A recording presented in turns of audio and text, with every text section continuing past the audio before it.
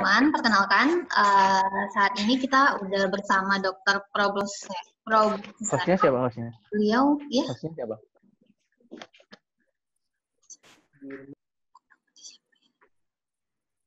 Oke, lanjut. Kita sudah bersama Dr. Prabowo Suseno. Beliau merupakan seorang dokter di rumah sakit.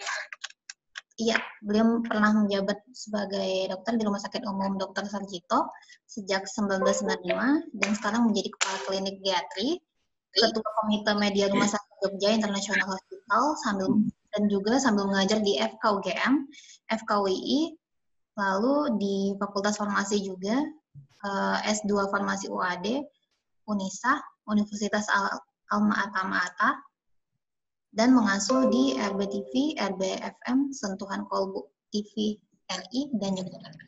Oke, waktu dan tempat dipersilakan kepada Bapak Prabowo Suseno. Terima kasih para sahabat yang saya hormati, yang disayang Allah. Alhamdulillah, terima kasih Allah masih memampukan kita untuk bertemu di forum yang terhormat ini, dan saya mendapat kesempatan menyampaikan apa itu puasa di masa COVID-19.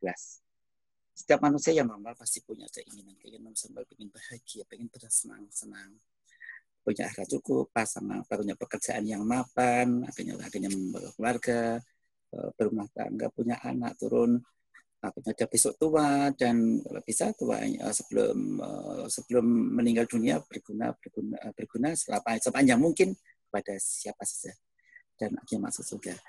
Allah sangat sayang pada manusia, diberi petunjuk agar menjadi orang yang senang, menyenangkan selain Allah, terus itu jadi orang muttaqin, dan Allah Ta'ala memberikan pesan-pesannya agar hidupnya itu sukses.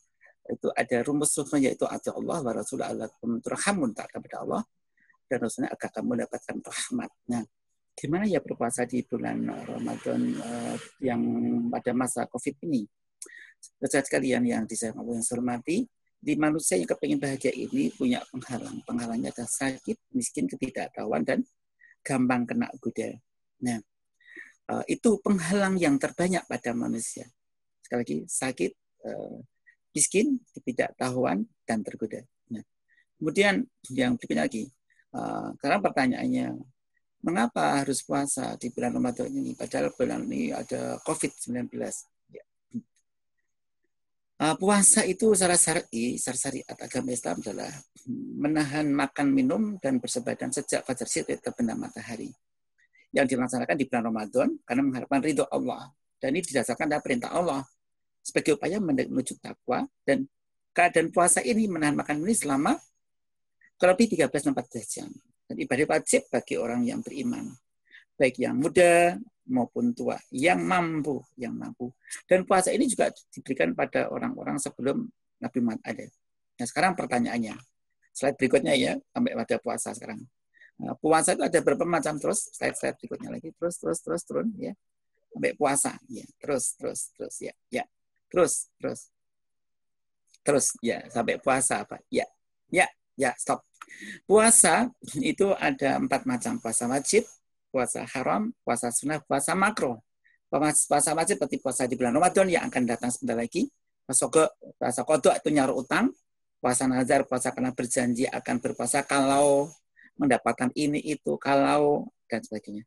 Yang terakhir puasa kifarat itu wajib dilakukan karena kena denda akibat melanggar aturan. Dan yang kedua puasa haram, dikerjakan bukan dapat pahala, dosa. Itu puasa di hari Id, puasa hari tasyrik, puasa ngebleng, puasa sedang min nifas, puasa yang bisa membahayakan dirinya. Sedang sakit nekat puasa. Nah, harus makan obat yang kalau nggak dimakan obatnya bisa tidak makan obat bisa jadi kritis. Maka kalau dia puasa justru haram ini. Nah, puasa sunnahnya seorang wanita yang pengen puasa sunnah padahal suaminya ada di rumah, padahal suami pengen bermesraan, itu juga haram. Puasa ketiga puasa sunnah, Senin Kemis, puasa Daud, puasa Syawal, puasa Arafah, katanya puasa makruh ya. Puasa itu hanya Jumat saja atau Sabtu saja. Ini sekarang ya, lanjut ya. Ya. Jadi pertanyaannya lanjut. Ya, terus lanjut ya. Slide lanjut. Berikutnya, slide. Ya. Siapa yang wajib puasa? Tadi saya katakan siapa saja yang muslim, yang sehat, berakal, kemudian balik, dewasa, tidak sedang main atau nifas, tidak dalam perjalanan, kuat dan kuat, tidak melelahkan, tidak terlalu tua sekali yang tidak bisa apa-apa. Jadi ini wajib hukumnya.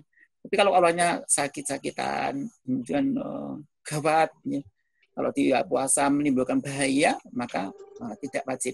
Dia bisa kodok nyarutang. Kemudian yang ketiga, kapan puasa? Di bulan Ramadan kalau bulan Ramadan. Di mana? Di bulan bumi ini. Dan mengapa? Karena perintah Allah. Dan terakhir, bagaimana berpuasa itu. Puasa yang bagus ada yang dicontohkan oleh Allah. Kencang sekali. Oh, kencang sekali apa suaranya? Ya, sekarang kebanyakan manusia itu sesungguhnya bermasalah gara-gara tidak mampu mengendalikan diri. Tuhan sangat sayang pada manusia sehingga diberi aturan puasa, latihan pengendalian diri. Nah, lanjut ya. Nah, manfaat puasa itu bisa slide berikutnya. Dari segi slide berikutnya. Ya, medis, psikologis, dan sosial. Jadi, belum. Jadi, kembali. Jadi, manfaat puasa itu dari segi medis, banyak sekali akan saya paparkan, psikologis, dan sosial. Lanjut. Ya. Sekarang gini. Ya. Dari segi pertanyaan kedua, puasa yang bagaimana agar puasa tetap sehat di masa COVID ini? Ya. Puasa itu kuncinya adalah slide sebelumnya ya. Slide sebelumnya. Ya. Jadi pertanyaannya, turun. Ya, turun satu. Ya. Turun satu. Ya, stop. Ya. Jadi kuncinya kalau pengen puasa di bulan Ramadan ini, apakah puasa COVID atau enggak COVID ini, kuncinya slide yang sebelumnya. Puasa masa COVID itu. Ya. Nah, stop. Ya. Kuncinya mentaati Allah dan Nabi Muhammad dan para pakar atau para cerdik-cerdik ya. Slide berikutnya. Ya. Kalau kita pengen sehat, meskipun bulan puasa mengerjakan rumus ini, rumus 9 namanya. Sehat, jarang sakit. Bulan puasa dan non puasa, masa COVID tidak ada COVID, tetap rumusnya ini. Saya bikin lagu yang sederhana. Ingin sehat, jarang sakit, makan, minum, toib halal, olahraga, tidak stres, lingkungan bersih dan indah, tidur cukup bertakwa, tinggalkan hal-hal tak perlu, hobi aktif bersosial. Jadi kalau masa COVID mengerjakan ini, ya insya Allah sehat, jarang sakit. Tidak COVID mengerjakan ini juga sehat. Jadi kuncinya ini. Lanjut ya. Lanjut. Sekarang, nah, rumus yang lain. Pakai rumus ini juga sama. Sehat, bahagia, apakah resepnya? Rajin olahraga, seimbang gizinya, hidup secukupnya, tingkatkan takwanya, kembangkan hobinya, bagus lingkungannya, legowo dan ikhlas menerima, kontrol rutin dan bergembira, baca, tulis, tetap berkarya, sekuatnya saja. Ini juga rumus sukses. 19 rumus. Kalau sehat, jarang sakit, sehat, bahagia. Tapi intinya itu ya. Nah, sekarang, masuk slide berikutnya. Puasa itu, slide berikutnya, puasa itu punya manfaat preventif, slide berikutnya. Preventif, kuratif, rehabilitatif, dan paliatif. Jika dilakukan dengan benar, maka manfaat puasa punya manfaat banyak sekali. Kita lihat. Lanjut, slide lanjut. Misalnya ini, orang kepengen nggak kena stroke, kuncinya di sini, pada puasa, saum. Sumutasiku, kata Rasulullah. Puasalah, akan nyatakan kamu, tak Allah berfirman, wa antasumu khairul lakum in kuntum ta'lamun. Al-Baqarah. Ya. Puasalah kamu, puasa itu baik untukmu kalau kamu tahu.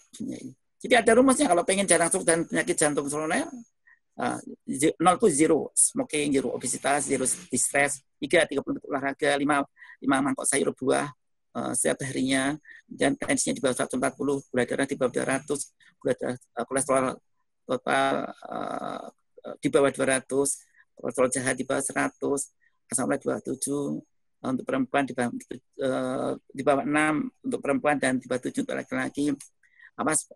Perhatikan kalau keturunannya bapak ibunya kena stroke dan jantung koroner pada usia muda, waspada, lebih hati-hati.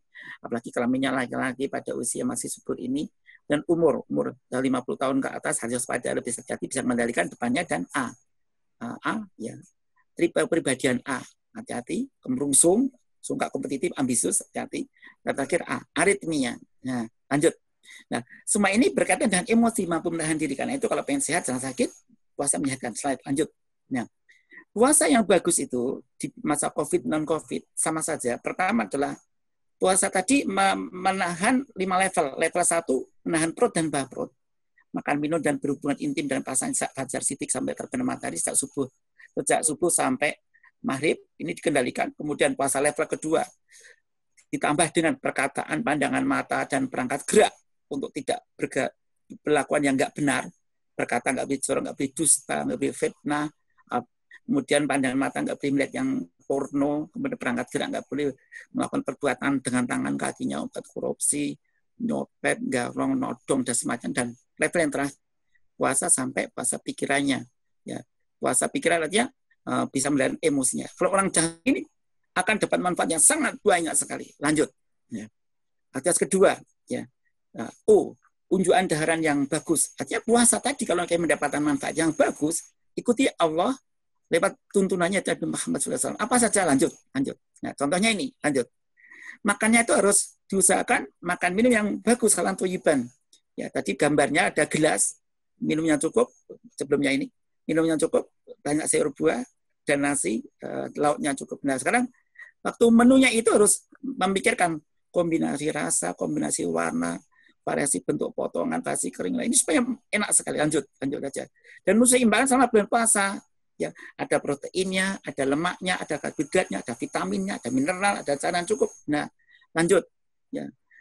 Kalau berbuka puasa pakai apa? Pakai kurma. Kemudian kalau nggak ada kurma, ya meneguk air saja. Kemudian memilih menu, hindari minum es saat buka puasa, dimulai minum manis yang hangat, makanan ringan, dan setengah jam.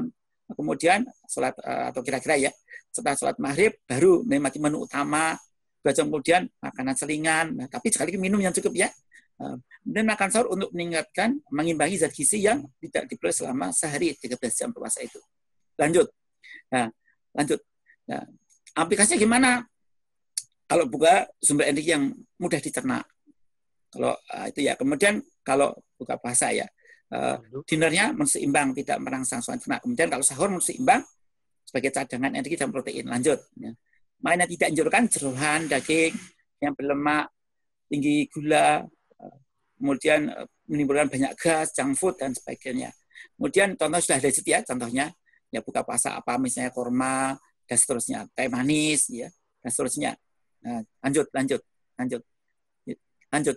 slide, lanjut ya. Itu contoh-contoh ya, lanjutkan. Ya. Nah sekarang yang ke berikutnya lagi. Kembali slide sebelumnya. Jadi stop ya. Lanjut, kembali ke atas Al-Quran ya stop.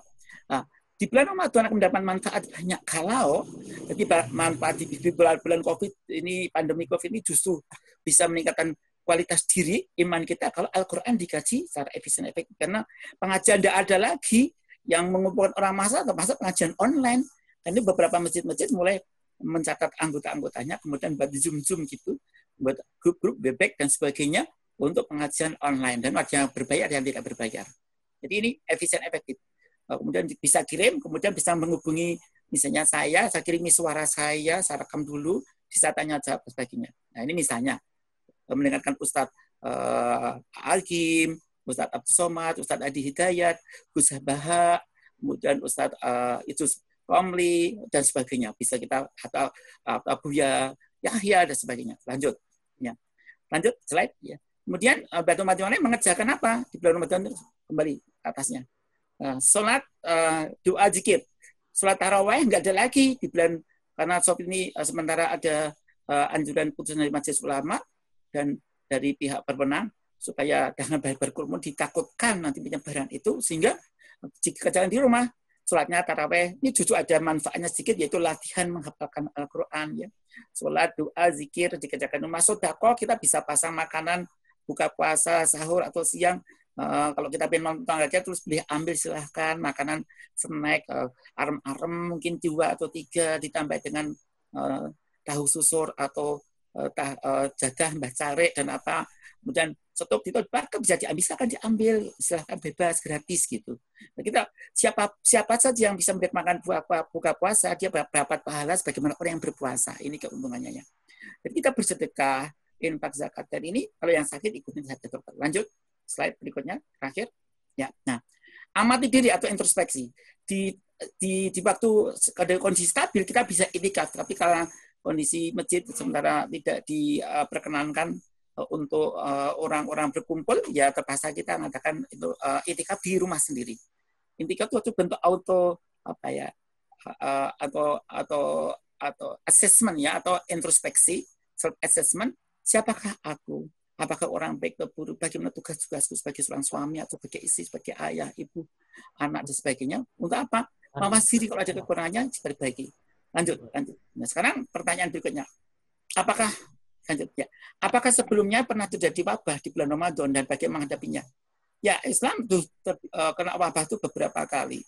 Prinsipnya Muslim itu biasa saja. Ada COVID, tidak ada COVID itu Muslim itu dilatih tahan stres. Kunci pada sabar, syukur, tawakal, silaturahim. Karena ada keterbatasan, ya terpaksa sebetulnya pakai cara lain, ya. Sedekah, kita bisa memberi makanan buka puasa. Sekarang di beberapa negara barat sudah saling memberi, saling berbagi bahan makanan, minuman, dan sebagainya. Dan tetap bisa syiar mengingatkan orang pada kebenaran, masuk mas, mbak, pakai masker ya, cuci tangan, kalau bersin, tutupi wajahnya, pakai siku dalam. Ini sudah diajarkan berapa abad yang lalu nih. Islam sudah mengajarkan cara menutup supaya nggak nyebar kerjaan ludah ini. Lanjutnya, slide berikutnya. Ya, keempatnya. Slide, ya, top. Bagaimana tips menjalani ibadah puasa dengan khusyuk di masa pandemik? Ya tadi, prinsipnya tadi saya sampaikan. Bedanya aktivitas yang keluar rumah dibatasi. Di dalam rumah tetap saja. Tetap ada sahur, buka, sholat, zikir, ngaji, sama saja ya. Interaksi sosialnya dibatasi, kita pakai media sosial ya. Kalaupun kepepet harus ketemu ya dibatasi, ada jarak. Kemudian jangan lupa pakai masker, sarung tangan, kemudian bercuci tangan. Ini. Yang penting adalah ketersediaan bahan makanan. Kita saling membantu. Bagi yang berpunya dianjurkan untuk membantu orang lain yang tidak berpunya. Kita memberikan makanan, minuman, beras, mie instan dan sebagainya. Dan ini perlu kita siapkan. Bagaimana transportasi ini jadi masalah. Transportasi menjadi masalah. Beruntung kalau yang punya kendaraan sendiri, kalau nggak punya sendiri ya terpaksa pakai ojol dan sebagainya, ya terpaksa harus pakai masker yang rapat ya. Kemudian yang benar, kemudian berbayar. Berbayarnya kalau pakai uang seperti dulu ya. Kalau pakai makanan yang bayarnya pakai uang elektronik itu mungkin lebih menguntungkan. Yang terakhir, bagaimana tentang mudiknya. Nah, berhubung situasi seperti ini, mungkin mudik ya tidak bisa kita lakukan sebagaimana dahulu. Kita ganti dengan informasi pakai medsos ini atau pakai pos ya. Mungkin yang perlu kita sampaikan itu. Kemudian slide berikutnya lagi. Bagaimana kalau kita pengen puasa di bulan pandemi? Cek lagi, pada dasarnya muda tua itu sama saja. Kalau ikut kondisi umum, lanjut ya. Kalau makan minum lagi perhatikan. Kalau lansia cenderung minumnya nggak banyak, waspada ya. Kemudian kalau ingin puasa bagaimana? Ya nanti terjadi pembongkaran cadangan tubuh. Jadi harus harus sahur ya. Nabi mengatakan tasaharu fa inna fi sahuri barakatun. Sungguhnya dalam sahur ada berkahnya, itu bersahurlah. Sungguhnya ada sahur itu ada berkahnya. Nah, kita sahur bagi yang sakit pun masih bisa berpuasa ya, karena dia bisa mengasup makanan yang cukup ya. Ya, lanjut slide lanjut. Ya, bisa makan obat ya. Dan minumnya bangun tidur langsung minum pakai nada dasar do re mi gitu ya. Bangun tidur 1 gelas do, nanti segelas setengah jam re, nanti habis sahur mie gitu ya. Dan selanjutnya. Nanti kalau nggak bisa makan banyak, boleh yang mengandung kalori yang tinggi, misalnya goreng ya boleh, ya bakwan 1, telur ceplok 1, kan ada minyak, ada karbohidratnya, ada lemaknya. Ini bisa mencukupi energi kalau yang nggak bisa makan banyak. Lanjut, slide lanjut. Nah ini dia daya. Jadi diusahakan sehari semalam itu antara 8-10 gelas. Kalau rumusnya sih 30 cc, kalikan berat badan masing-masing. Ya. Jika nasi banyak, boleh penggantinya. Ya. Cemilan, boleh pada waktu habis buka puasa. Sayur buah harus ada, sayur buah itu sebaiknya ada terus ya. Lanjut. Luka suplemen boleh ya. Lanjut. Jadi itu ya. Efek puasa tanpa bisa manfaatnya banyak sekali itu manfaatnya. Ya. Jadi bongkaran tubuh, gula dalam liver akan dibongkar, gula dalam otot dibongkar. Lanjut. Nah, lemaknya akan dibakar sebagai cadangan energi kalau glikogen sudah habis. Lanjut. Nanti kalau sampai tidak sahur buka berkali-kali ya bisa saja proteinnya akan dilarutkan dibongkar jadi energi, tapi ini jarang sekali karena kita puasa di Indonesia hanyalah sekitar 13-14 jam ya, kecuali teman-teman kita yang di Jerman, di Belanda itu ya bisa 18 jam ya. Nah, lanjut. Gimana kalau puasa berkepanjangan? Sekali lagi bisa jadi pemecahan lemak dan protein yang mungkin timbul benda-benda koton yang semuanya itu bisa berdampak pada stamina secara umum. Lanjut. Nah, orang yang berpuasa terjadi penurunan sebagai kompensasi ya, BMR-nya bisa akan turun. Dan ini kalau buka puasa segera aja minum yang mengandung gula ya, supaya cepat-cepat energinya terisi lagi. Lanjut slide. Nah, bagaimana jika kalau ingin puasa ikuti puasa Rasulullah ini? Lanjut saja. Sudah ada. Lanjut. Ya. Istirahat di siang hari. Kembali. Saat hari hindari keluarnya keringat yang sangat banyak. Kalau pergi ya pakai baju lengan panjang ya, pakai payung. Jika ingin olahraga hendaknya sore hari, mungkin jalan-jalan kaki di sekitar rumah, mengayunkan tangan, tepuk tangan 1 menit pagi, 1 menit siang, 1 menit malam. Itu lelah sekali ya. Ini bisa dipakai sebagai pengganti olahraga di luar. Dan kira-kira setengah jam kalau olahraga yang berat ya, setengah jam, 1 jam, setengah jam sebelum buka puasa. Selanjutnya, slide lanjut. Gimana agar tetap fit dan produktif di bulan puasa? Jadi sahur kuncinya, minum dan makan. Minum yang paling pentingnya, minumnya 30 cc kalikan berat badan ya. Dibagi minum dan waktu sahur dan waktu buka puasa. Makanan terpilih mengandung energi cukup. Ya.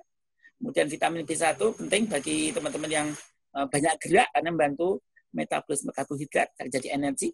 Istirahat kalau sudah nggak ada kegiatan yang penting, olahraga setengah 1 jam sebelum buka puasa. Kegiatan sesuaikan dengan kemampuan bagi yang tua, dijaga kondisinya, dan persiap lebaran, pasal lebaran hari ini karena masa COVID ya terpaksa kita mungkin kirim paket saja, kemudian kita berita saja. Nah, itu mungkin yang penting. Dan gimana selanjutnya? Slide lanjut. Bagaimana puasa yang bermanfaat itu? Puasa akan mendapatkan bagus kalau lanjut slide dikerjakan sebagaimana Rasulullah mengajarkan puasa. Orang yang berpuasa bagus akan mendapatkan manfaat yaitu terjadi reparasi dan regenerasi sel. Apa manfaatnya? Disingkat PUASA ya. Pertama, lanjut perbaikan tensi dan berat badan dan pikiran makin bagus. Makanya semangat orang suka puasa biasanya cerdas-cerdas ya. Lanjut. Ya ini cuma contoh slide. Ini penelitian kami. Orang berpuasa itu akan terjadi penurunan berat badan dan tekanan darah tinggi. Lanjut. Yang kedua, wujud kelainan kulit itu tempat baik, jadi eksem, jamur. Lanjut, penelitian siapa? Penelitian dari Muhammad Zawahiri dari Fakultas Kedokteran Universitas Mesir ya. Ternyata orang yang sakit jamur dan eksem lebih cepat sembuhnya. Kemudian diabetes itu akan lebih terkontrol. Ini penelitian Profesor Askandar Cokopel dari Surabaya. Penelitian dari Dr. Abbas dan Basalamah. Puasa itu dapat mengaruhi terhadap sistem hormonal melalui poros hipotalamus hipofisis. Lanjut. Kemudian ya, alat dalam makin bagus ya. Fungsi ginjal akan baik bagus dan organ yang lain. Slide lanjut. Penelitian Dr. Hari Cahyo dibimbing oleh Dr. Pejajan Prof. Siti Setiati tahun 98 mendapatkan fungsi ginjal yang berpuasa lansia itu makin bagus ternyata. Dan puasa yang benar ya selama dalam minum yang bagus seperti yang diajarkan Rasulullah. Lanjut. Ya, apalagi regenerasi sel makin bagus ya. Dispepsia fungsional makin bagus. Kemudian lanjut. Slide lanjut. Ya. Kemudian diabetes makin membaik. Tadi. Nah, lanjut lagi. Sekarang S. Slide berikutnya. Ya. Sperma makin bagus. Ya. Ini penelitian Dr. Waningsih dan sembuhnya lebih cepat. Lanjut. Ya. Slide lanjut. Nah, ini. Dr. Waningsih meneliti tahun 1994 melaporkan bahwa puasa Ramadan dapat meningkatkan volume semen dan persentase spermatosa yang hidup dan jumlah spermatosa semakin bagus. Ya, yang terakhir ya. Slide lanjut. Ya, awet muda. Ternyata puasa itu membuat slide klik gitu, yaitu terjadi rejuvenasi sel-sel dan radikal bebas itu slide lanjut. Ternyata berkurang. Antioksidanya cukup meningkat. Ini yang menyebabkan makanya orang yang suka puasa itu memang tampak lebih muda. Ya, karena apa? Radikal bebasnya berkurang sangat banyak. Ini saya dari UI juga ya, dari Fakultas Kedokteran UI dari residen penyakit dalam. Ya. Slide lanjutnya. Sekarang bagaimana psikologis dan sosial. Orang yang berpuasa itu akan mendapatkan bonus emosional lebih stabil, meningkatkan internal control, lebih tahan terhadap stres, kecemasan, berkurang, mencegah kumatnya berbagai gangguan jiwa. Oh, yang sebelum saya lupa. Ternyata orang yang berpuasa juga meningkat sistem imun, penelitian yang jurnal yang belum lama kemarin ya. Sudah di-upload. Kemudian meningkatkan rasa aman dan kolegalitas dan lebih peka sosial, yaitu meningkatkan empati dan simpati pada sekitarnya. Ya. Gitu, slide berikutnya. Nah, sekarang pertanyaannya, Pak, saya sakit tapi yang puasa. Oh, boleh, tapi tanya pada dokternya dan minta obat dan diganti yang antibiotik. Kalau antibiotik yang sehari 1-2 kali saja. Dan kalau memang saya ke dokter tidak boleh puasa karena sakit, ya pakai aja rukhsah itu, keringanan itu, dan nanti bayar mengganti puasa jadi namanya qadha. Atau kalau memang dimungkinkan tidak bisa sembuh, ya membayar fidyah, memberi makan, sehari makan, buka sahur kepada orang lain ya. Dan itu bisa berikan langsung 1 bulan. Ya, ya terakhir, teman-teman yang saya sayangi yang insya Allah. Nah, inilah ibadah mulai Ramadan yang saya sarikan. Supaya mudah diingat, yang kiri itu adalah kegiatan amal yang apa yang dilakukan, PUASA, dan apa bonusnya, yaitu yang sebelah kanan.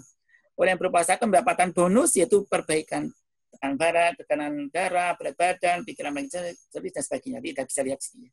Ya, ini slide yang utama yang terakhir. Yang penting, yang terakhir sekarang slide berikutnya lagi. Nah, slide berikutnya. Nah, jadi sudah terjawab semuanya. Jadi apapun yang dilakukan, yang penting dilakukan amalnya dengan sungguh-sungguh ibadah Rasulullah. Dan slide berikutnya lagi. Ya, saya sampaikan pesan Allah. Allah berfirman, "Man amila sholihan falinafsi wa man asafa 'alaiha wa ma rabbuka bidzalamil 'abidin." Barang siapa berbuat baik, maka dia mendapat kebaikan, dan barang siapa berbuat jahat, dia mendapat kejelekan. Allah tidak berbuat aneh pada hambanya. Surat Fussilat ayat ke-46, juz ke-25. Jadi, lanjut. Dengan kata lain, Allah memberikan pesan, sapa nandur bakal ngunduh-ngunduh wing pakati, siapa menanam, dia pasti akan mengetam, memanennya. Lanjut, karena itu mari kita banyak berdoa pada Allah, semoga kita dihindarkan Allah dari hilangnya nikmat, negara kita makin baik kondisinya, tidak banyak yang sakit. Semoga kita juga nggak sakit. Kesehatan kita bugar, teman-teman yang sakit yang positif maupun yang dalam isolasi, ya Allah, PDP maupun yang ODP, moga-moga sekarang membaik dan tidak kambuh lagi, dan semoga Allah tidak mengazab kita, justru sebaliknya Allah memberi nikmat pada kita. Bagi mereka, lanjut slide, lanjut. Bagi mereka yang ternyata berpulang meninggal dunia, moga-moga Allah menerima di tempat yang terbaik, karena orang yang meninggal kena taun atau wabah pandemi ini, agama Islam mengatakan mati yang paling mulia, dia mati syahid, mati yang sangat mulia. Berarti matinya selevel orang pahlawan di hadapan Allah Ta'ala ya. Meskipun bagi kita kesedihan yang mendalam, bahkan ada yang sedih kalau kita ada yang menolak penguburannya. Lanjut. Bagi sahabat-sahabat kita yang ada kesulitan ekonomi, mari mohon pada Allah Ta'ala, semoga Allah membantu membuka pintu rezeki lewat dirinya langsung atau orang lain yang memberikan bantuan kepada dirinya. Lanjut. Dan kita jangan lupa banyak berzikir pada Allah Ta'ala. Subhanallah, alhamdulillah, la ilaha illallah, Allahu akbar. Kemudian slide berikutnya lagi. Ya, sekali lagi teman-teman yang saya sayangi, kalau orang pengen sukses di musim apapun, dimanapun, bagi siapapun, hendaknya jangan lupa semua orang sukses seperti jembatan yang sama, namanya jembatan kelelahan, mau bekerja keras. Setiap orang sukses butuh ini besar dan cita-cita besar. Itu saja teman-teman saya sayangi. Slide berikutnya, pesan Rasulullah pada kita semuanya. Ya, slide lanjut. Yaitu iktanim khamsan qabla khamsin. Slide. Ya. Slide lanjut. Ya. Pesan Nabi, gunakan 5 sebelum datang 5. Hidupmu sebelum datang matimu. Gunakanlah sehatmu sebelum datang sakitmu. Gunakanlah senggangmu sebelum sibukmu. Dan gunakanlah masa mudamu sebelum masa tuamu yang terakhir. Gunakan mampumu sebelum datang kemiskinanmu. Ya. Slide berikutnya lagi. Jangan lupa sahabat-sahabat yang saya sayangi, yang disayang Allah. Kita doa ini ya, kalau nggak bisa baca Arabnya, bisa baca terjemahannya. Ya, bagi yang beragama lain bisa baca terjemahannya. Ini doa ini bukan bikinan saya, bukan bikinan ulama, tapi Nabi Muhammad utusan Allah memberikan doa yang sangat indah. Ya Allah, sungguh aku mohon kepadamu, anugerahkanlah segala kebaikan yang saya tahu dan saya tidak tahu. mungkin di balik COVID ini ada kebaikan yang kita di pandemi COVID ini. Yang jelas, kita juga yang terakhir, ya Allah, kami mohon perlindungan kepadamu dari segala keburukan yang kami tahu dan kami tidak tahu. Kita mohon pada Allah anugerah kebaikan dan lindungi di segala macam keburukan. Sekian saja. Terima kasih. Slide terakhir. Dan mohon maaf atas segala kekurangan saya. Nanti kalau ada yang tidak jelas, kita bisa berdiskusi. Sekian saja. Saya kira. Wassalamualaikum warahmatullahi wabarakatuh. Waalaikumsalam warahmatullahi wabarakatuh. Terima kasih banyak Bapak Prabowo atas pemaparannya. Sekarang kita bakal buka sesi tanya jawab. Buat teman-teman yang mau bertanya boleh langsung ke kolom chat ya. Masih kita tunggu di sini.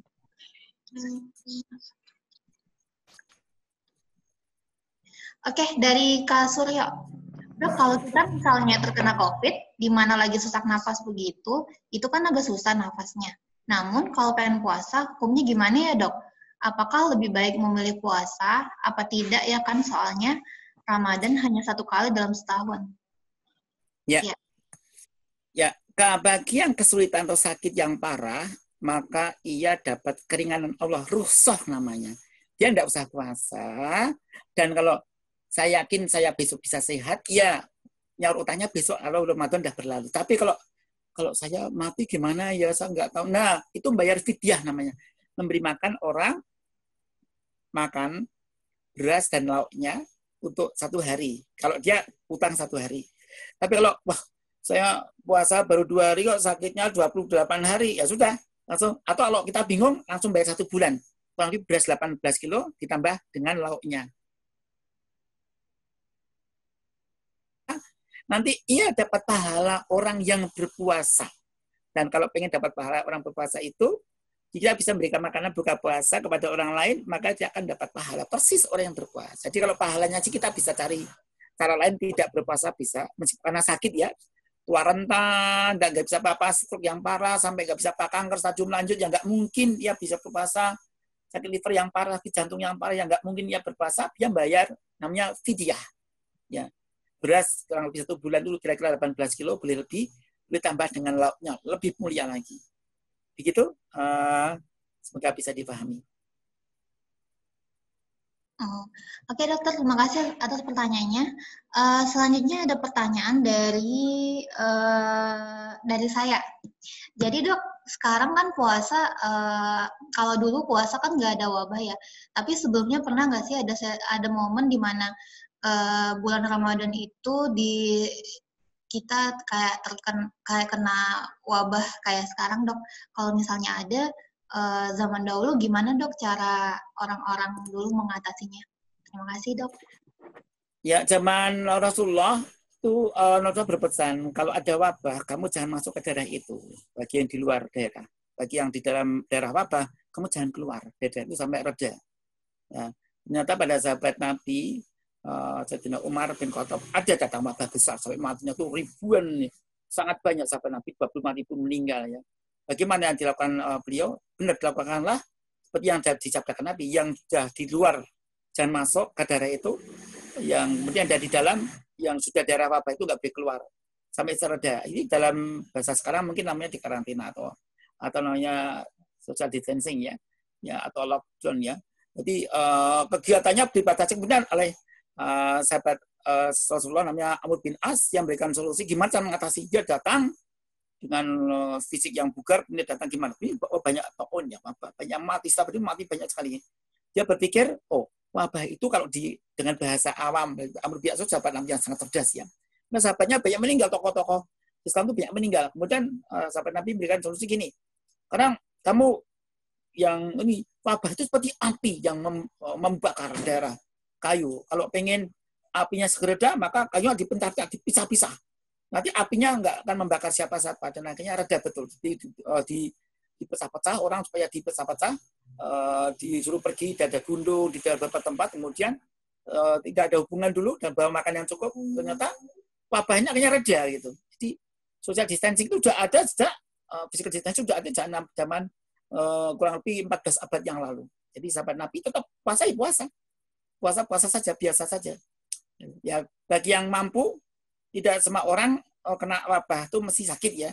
Jadi bagi orang sistem imunnya pengen bagus, tadi yang saya sampaikan dalam bahasa ada 9 Rasulullah, mengapa Rasulullah sehat itu pakai rumusnya 9, rumus 9. Ingin sehat jarang sakit, makan minum thayyib halal, olahraga tidak stres, lingkungan bersih dan indah, tidur cukup, bertakwa, tinggalkan yang tidak perlu, hobi aktif, bersosial. Kalau ini tidak ada guna, kegiatan kerjanya nggak saya ikut. Kemudiannya ikut. Kemudian kalau kumpul-kumpul membahayakan, tidak gunanya, justru memerugikan, pergi dan sebagainya. Jadi sahabat Nabi itu sangat ringkas dan Nabi Muhammad memberikan kunci yang sangat cerdas. Prinsip-prinsip itu bisa berlaku untuk semua zaman. Ya, kan demikian di Elvita. Oke dokter, terima kasih atas pemaparannya. Selanjutnya ada dari Bapak Asa. Jam berapa batasnya di malam hari untuk konsumsi karbohidrat? Dan bagaimana pengaturan minum suplemen atau vitamin saat berpuasa? Terima kasih dok. Ya, karbohidrat itu prinsip kan bisa dari gula, dari nasi. Tidak ada batasan jam, tergantung kalau dia tuh sehat atau enggak. Kalau sehat itu makan jam berapa bebas, mau makan habis buka, begitu adzan maghrib buka.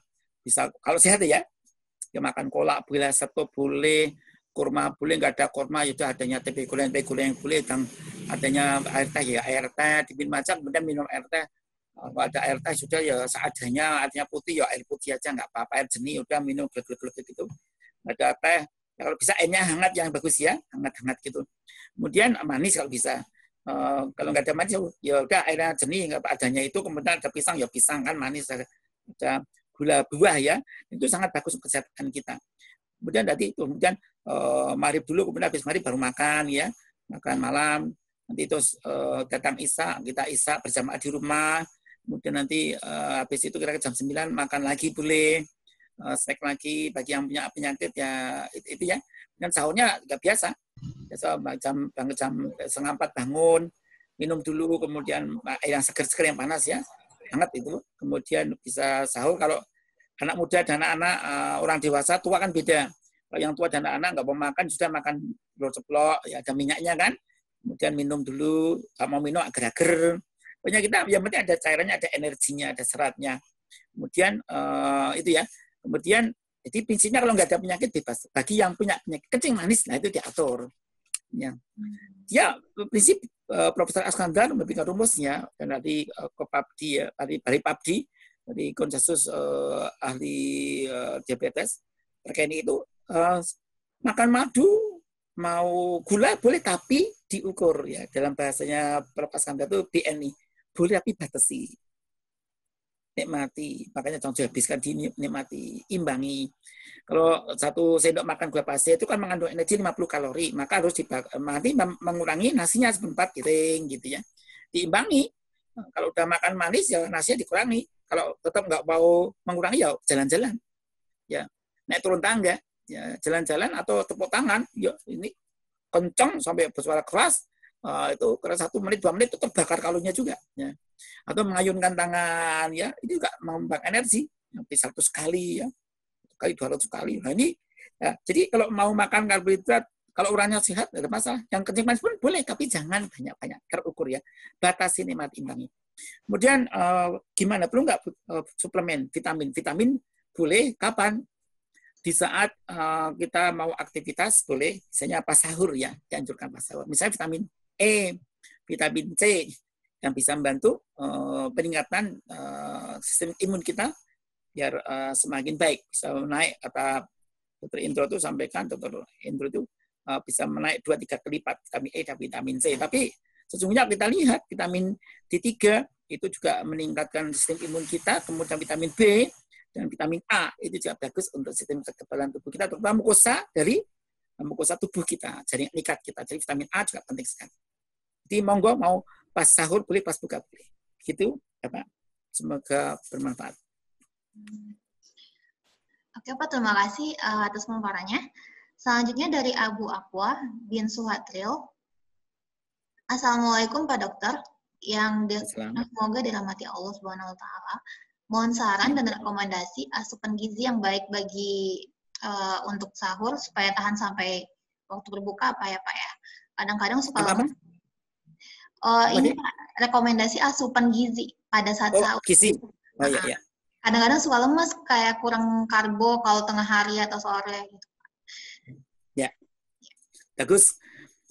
Makanlah yang berkalori tinggi, yang indeks glikemiknya rendah. Ya. Artinya itu kalau makan, nanti naiknya gula pelan.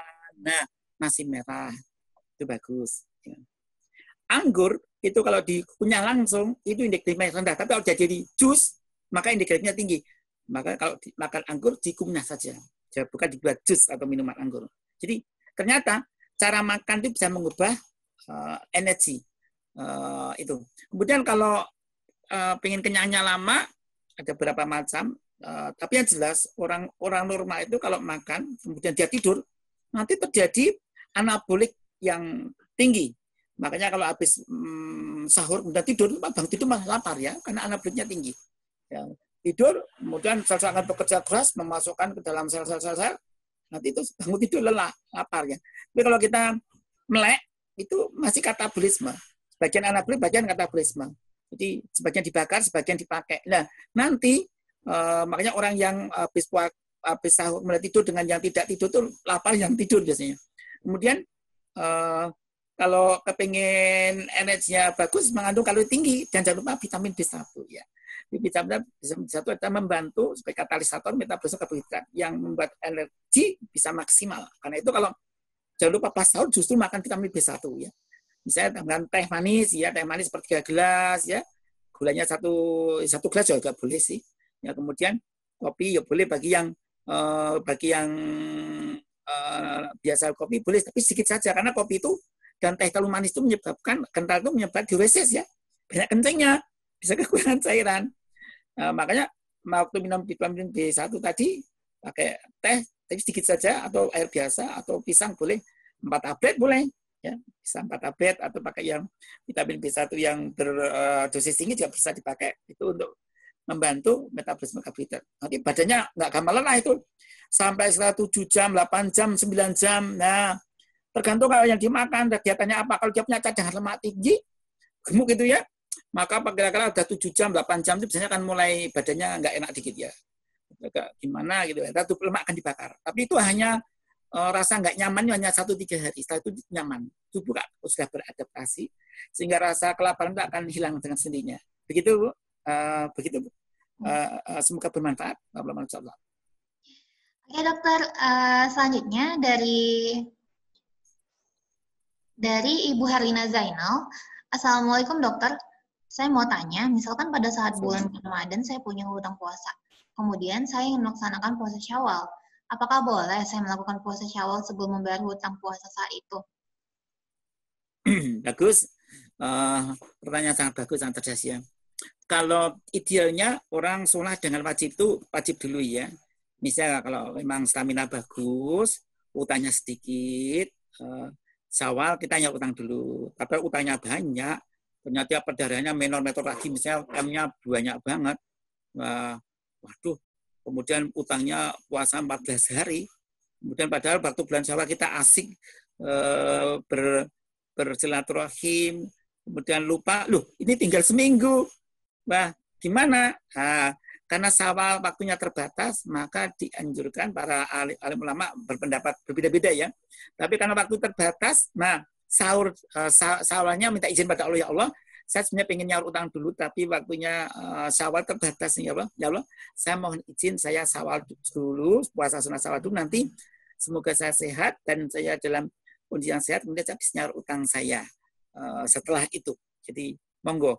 Tapi kalau waktunya utangnya masih sedikit dan memungkinkan bisa wajib punya utang dulu, ya utang dulu. Tapi kalau enggak memungkinkan, waktunya tinggal terbatas karena kelupaan, kesibukan, tinggal 6-7 hari, kurang 6 hari tok gitu, ya udah Syawal dulu, nanti utangnya setelah itu. Itu pendapat para ulama, ada 2 versi ya. Demikian Bapak Ulama. Oke dok, terima kasih dok atas pemaparannya. Selanjutnya dari Bapak Gunawan, siang dok mau bertanya, saat sahur, apakah boleh minum kopi untuk membantu menghilangkan rasa kantuk saat sahur? Karena di dalam kopi itu ada zat diuretik. Apakah ada referensi minuman yang lain selain kopi, dok? Oh ya, untuk nggak ngantuk itu ada 2 cara ya. Memang kafein yang terkenal paling bagus ya. Tapi jangan lupa, kofein, selain kofein adalah vitamin B1. Ya, vitamin B1 tadi saya katakan biasanya kalau pengen efek diuretiknya tidak begitu berat, makanya kopinya sepertiga gelas saja dikit, kopinya dikit saja, ambil kopinya dikit, tapi vitamin B1-nya 4 atau 5, makan bleng gitu ya. Nanti atau teh itu kofeinnya rendah dibanding kopi asli, tapi juga mengandung kofein. Tapi itu relatif lebih sedikit kadar kofeinnya, dan itu bisa minum misalnya sepertiga gelas saja. Jadi kan nggak banyak kan? Nah, jadi tidak terlalu kental kan? Sehingga kopinya cuma diambil setengah sendok teh saja. Ya. Nanti bisa tambah vitamin B1, nah, insya Allah nggak akan ngantuk. Ya. Yang penting itu ya, kofein itu ada juga dalam teh. Teh yang bening kofeinnya rendah sekali. Nah, tapi tetap ada kofeinnya dan supaya nggak ngantuk, bukannya kofein saja yang penting, karena ngantuk bisa karena kekenyangan, makanya juga karena memang istirahatnya kurang, maka bisa diganti dengan bisa bertambah dengan vitamin B1 tadi, tambah dengan kofein yang kadar rendah saja. Ya, demikian moga-moga bermanfaat. Oke dok, nah selanjutnya ini masih pertanyaan mengenai vitamin B1 ya dok ya. Dok, kalau vitamin B1 yang alami bisa didapat dari apa ya dok ya? Selain suplemen berbentuk tablet. Oh, bagus pertanyaan cerdas ya, senang sekali saya. Bisa berasal dari kedelai ya, dari tempe, tahu, dan yang lainnya, yang olahan dari kedelai itu yang tinggi ya. Dari nasi juga ada. Kalau nasinya itu beras merah dia lebih tinggi ya, cukup tinggi dibanding beras putih. Tapi yang paling tinggi memang dari kedelai. Tapi kalau teman-teman mau pakai itu kan kedelainya harus banyak ya. Maka yang paling praktis ya pakai vitamin jadi saja, ya lebih praktis. Dari kedelai atau olahan kedelai, di tahu, tempe, kecap dari kedelai ada juga vitaminnya. Demikian, semoga bermanfaat. Oke dok, kalau tadi nanyain tentang puasa ya dok ya, sama suplemen untuk menunjang aktivitas puasa. Nah sekarang pertanyaan, ada yang bertanya tentang bagaimana pelaksanaan sholat Id di saat darurat corona, apakah boleh sendirian? Gimana dok? Wah ini repot ya. Sholat itu sholat wajib sifatnya, sholat sunat, tapi dia dilakukan di musola, tempat lapang, dan sifatnya berjamaah. Prinsipnya dilakukan, kalau nggak bisa dilakukan ya jamaah dengan keluarganya. Kalau nggak bisa dilakukan ya sudah, sholat Id dilakukan sendiri. Tapi sholat Id itu kan sebetulnya ada khutbahnya. Karena ada keadaan darurat terpaksa khutbahnya nggak ada. Sama seperti sholat Jumatan. Sholat Jumat tentunya kan ada khutbah kan, khutbah pertama, kemudian jeda, kemudian khutbah kedua, diakhiri doa, baru sholatnya. Pada waktu kondisi banyak tahun seperti ini, pada Bapak ya yang dilakukan adalah sholat duhur 4 rakaat biasa.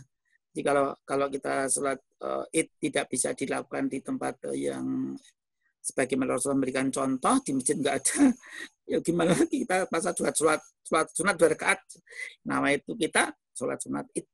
Ya, gitu.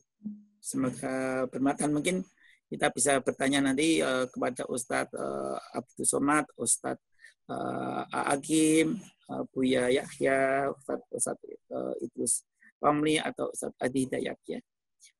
Terima kasih. Baik dok, dok kalau misalnya untuk sholat tarawih itu bisa ya dok ya dilaksanakan sendiri di rumah? Dan... Nah kalau itu bisa, tarawih itu artinya kan ringan ya, ya tarawih artinya dia ringan. Nanti 2 rakaat berhenti, 2 rakaat berhenti, atau 4 berhenti, 4 rakaat berhenti, terus 3 rakaat witir, atau itu ya 3 rakaat langsung witir ya. Ada juga yang 2 rakaat kemudian tambah 1 rakaat witir ya. Yaitu ya tahu bisa dilakukan sendiri, dan Nabi sering mengerjakannya tengah malam ya, tengah malam itu kira-kira jam 10:30 ke atas ya. Dan sebelum sholatnya jam panjang, bisa sampai berhenti kira-kira 1 jam sebelum sahur ya. Begitu. Dok, kembali ke pertanyaan yang vitamin B1 tadi. Nah, tadi tetap dari audiens yang sama. Kalau kelebihan dalam konsumsi vitamin B1, efeknya apa ya dok ya? Dan kalau vitamin C itu akan ke bawah oleh urin. Kalau B1 apakah ada efek sampingnya, Dok? Ya, kalau tidak alergi, efek samping vitamin B1 itu ada beberapa orang tentu karena tiamin dia perutnya perih dikit ya. Hanya orang-orang tersensitif, tapi secara umum tidak ada efek sampingnya. Kelebihan itu, kelebihan akan dibuang lewat air kencing. Kelebihan vitamin B1 dan vitamin C, kelebihan dibuang lewat kencing. B1, B6, B12, B kompleks, semua kelebihan akan dibuang lewat kencing. Dan hampir tidak ada efek sampingnya. Tapi kalau vitamin C, kalau kelebihan juga dibuat kencing, tapi orang-orang yang punya berbakat kencing batu, untuk salad dan terbentuk bisa terbentuk batu ginjal. Itu kalau yang C ya. Kalau vitamin B hampir semua nggak ada efek samping. Hanya orang-orang tertentu yang sensitif itu memang ada perutnya agak perih sedikit makan vitamin B1. Oke, Dok. Iya, terima kasih, Dok. Selanjutnya, Dok, apakah berjemur di pagi hari tetap disarankan saat berpuasa? Ya, berjemur itu yang diajarkan oleh oleh para pakar itu, berjemur matahari itu ternyata pakar-pakar di Indonesia banyak pendapat ya. Ternyata saya kaji dari semua pendapat di Jogja ini, kemudian yang teliti tentang ultraviolet untuk kesehatan, luka, untuk kulit, dan sebagainya, bagaimana interleukin 6, interleukin 8, dan sebagainya, pengaruhnya terhadap tubuh itu, ternyata yang paling bagus dan diteliti dari pakar-pakar di mana-mana, untuk Indonesia ya, yang terletak di daerah tropis ini, antara lintang utara, lintang selatan, sekian ini, ternyata itu, dan itu udah ada penelitian yang skala besar, berjemur itu dia tuh nyaman sekali, hanya kira-kira 5-15 menit pada jam berapa?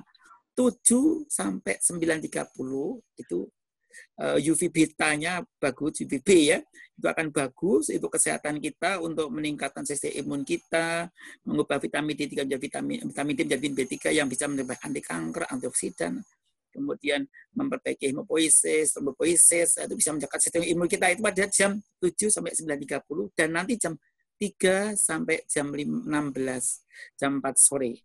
Dan cukup 5-15 menit dan seminggu cukup 3 kali. Itu yang saya baca dari hampir semua rujukan. Itu tidak hanya jadi kekebalan juga untuk mencegah osteoporosis. Tetapi memang pada jam selain itu juga ada. Betanya juga ada. Sinar B itu UVB ada, sinar UVA itu juga ada.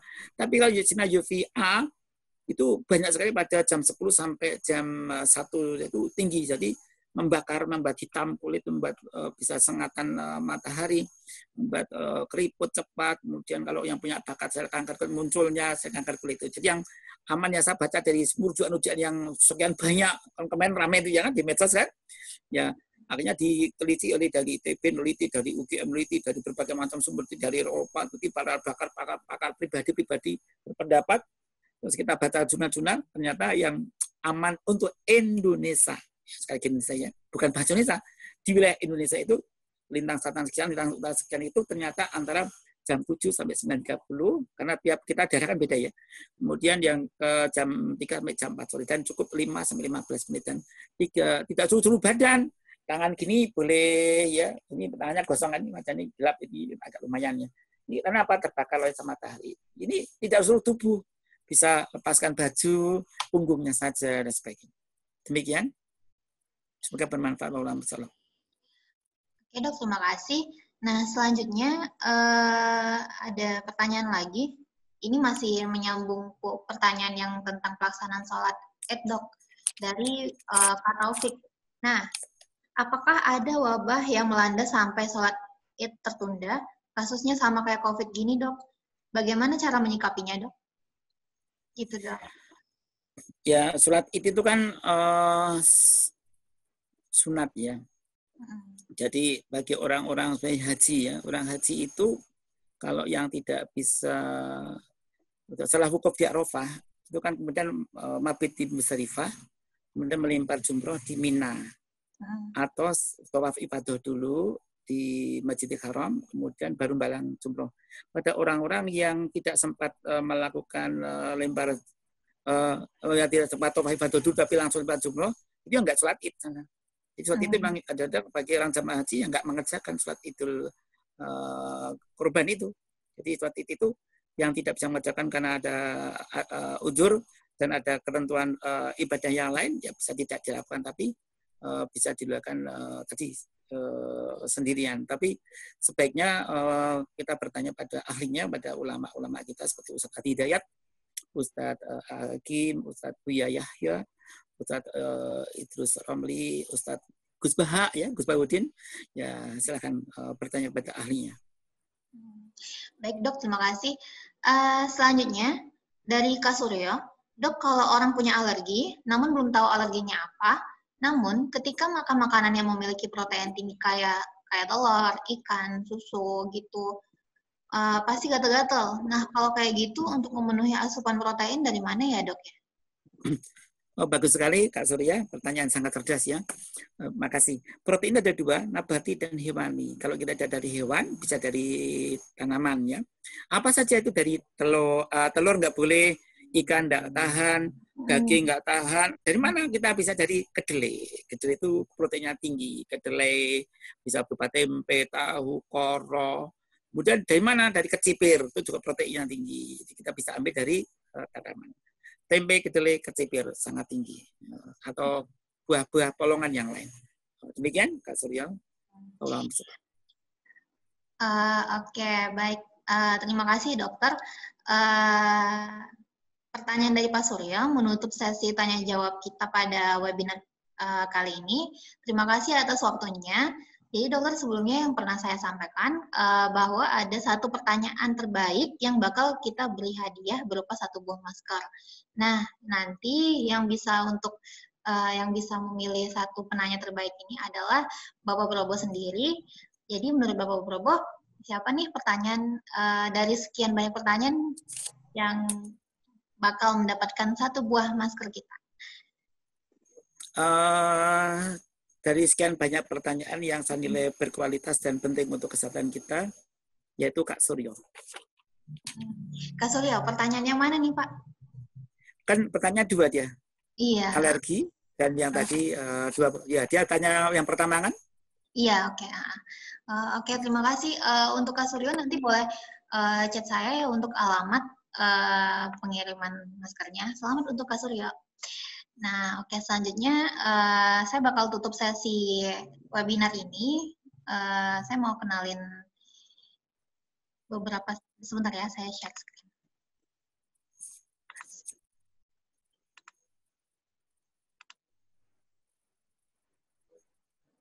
Oke, nah hari ini kita telah melaksanakan webinar kita yang ke-8, puasa di masa COVID-19, beribadah dan tetap sehat, bersama Bapak Probo Suseno.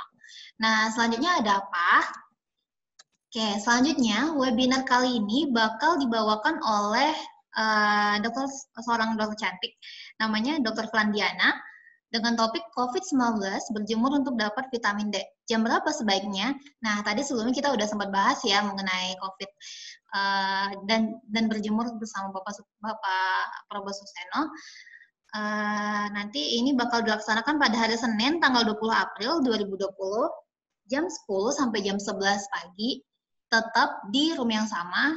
Nanti boleh lihat poster kita di Instagram, kita bakal posting di sana. Nah, ini kita mau kasih tahu fitur terbaru My Health Diary. Di aplikasi My Health Diary itu ada fitur COVID-19 Care. Nah, di fitur ini nanti teman-teman bisa tes risiko COVID-19 gratis. Jadi, teman-teman bisa download My Health Diary di Play Store. Nah, ini fitur terbaru My Health Diary. Di dalamnya, ketika teman-teman buka ini, bakal ada artikel, lalu ada jadwal webinar, lalu ada FAQ dan cek mandiri.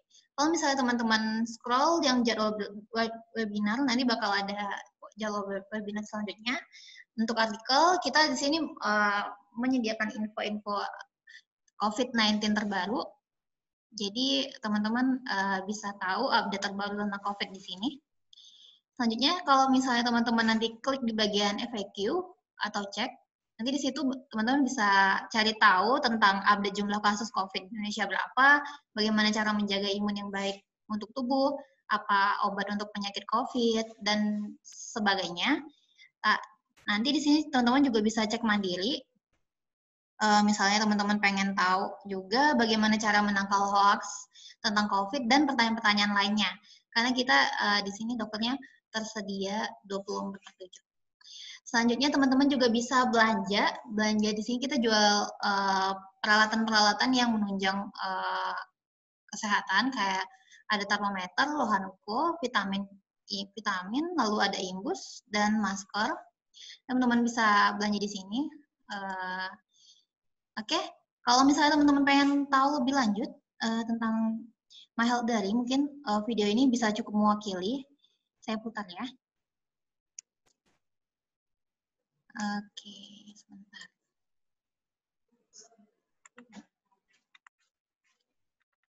Oh, nggak bisa. Ini tamunya nggak bisa. Videonya nggak bisa dibuka, kenapa? Oke, teman-teman sebentar nanti saya putarin di sesi terakhir. Untuk penutup, ini kita ada YouTube kita di Infomedika. Teman-teman bisa tahu update tentang berita-berita kesehatan sekaligus tentang COVID. Di situ ada beberapa topik seperti sumber mutasi dan dampaknya bagi kesehatan. Lalu ada hoax check juga. Lalu ada bedah rapid test dan lainnya.